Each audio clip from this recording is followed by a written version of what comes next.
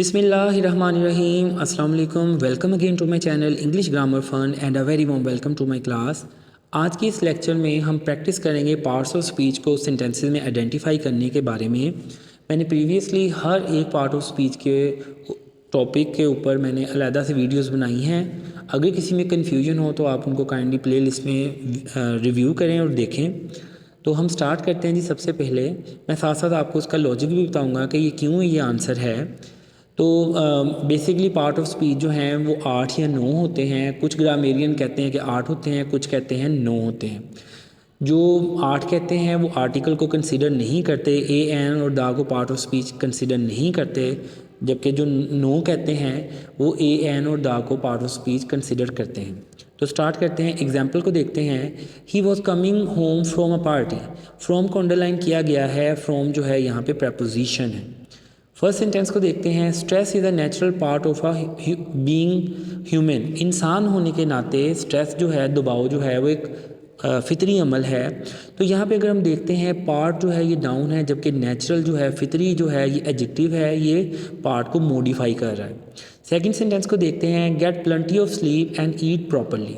Properly जो है ये एडवर्ब ऑफ मैनर है। ये ईट को मॉडिफाई कर रहा है, उसके मीनिंग में इजाफा कर रहा है, क्योंकि एडवर्ब जो है किसी भी सेंटेंस में किसी वर्ब, किसी एडजेक्टिव या किसी दूसरे एडवर्ब को मॉडिफाई करता है।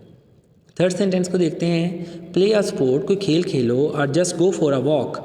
यहाँ पे वॉक जो है ये नाउन है। वॉक एज अ वर्ब भी हो सकता है, लेकिन यहाँ पे बतौर नाउन यूज़ हुआ है।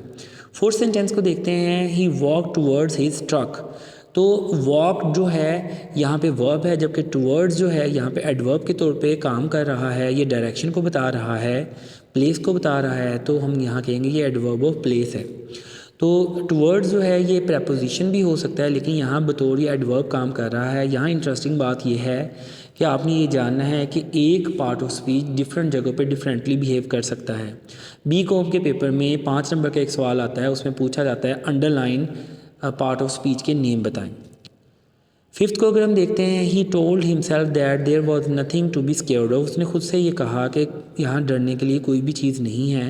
हिमसेल्फ जो है ये प्रोनाउन है। अगर फर्दर इसको कैटेगराइज किया जाए तो ये रिफ्लेक्सिव प्रोनाउन है।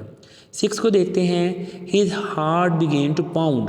2 plus first form of verb है, तो ये इन्फिनेटिव भी इसको कहते हैं। 9th क्लास के स्टूडेंट्स के लिए ये इंपॉर्टेंट है, क्योंकि ऑब्जेक्टिव में उनके ये आ सकता है, अंडरलाइन करके पूछा जा सकता है कि 2 प्लस फर्स्ट फॉर्म को बताएं ये क्या है। ये इन्फिनेटिव है। तो इन्फिनेटिव में ये पहचान है कि 2 के बाद अगर फर्स्ट फॉर्म आती है तो हम उसको वर्ब कहेंगे। 7th सेंटेंस को देखते हैं। Something made him turn around. Turn जो है यहाँ पे वर्ब है। किसी चीज़ ने उसको मुड़ने पे मजबूर किया, तो टर्न जो है यहाँ पे वर्ब है। लास्ट सेंटेंस को देखते हैं। He saw a sight he would never forget. उसने ऐसा नज़ारा देखा जिसको कभी नहीं भूलेगा। तो यहाँ पे सा मीन वर्ब है, जबकि साइट जो है बतौर नाउन यूज़ हुआ है। तो मैं उम्मीद करता हूँ कि आज के लेक्चर से आपने पार्ट ऑफ स्पीच के बारे में जाना होगा।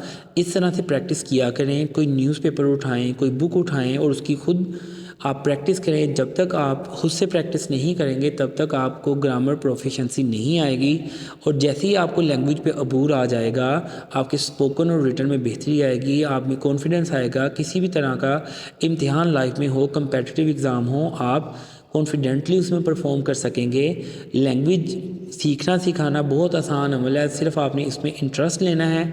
और वैसे भी इंग्लिश लैंग्वेज जो है लैंग्वा फ्रांका है, all over the world international language है। इसका सीखना हमारे लिए बहुत ज़रूरी है, ताकि अगर हम जॉब करना चाहें, अगर आप पेरेंट्स हैं मेरी वीडियो वॉच कर रहे हैं, ख़ुद भी सीखें, बच्चों को भी सिखाएं, उनके साथ ये एक्टिविटी परफॉर्म करें।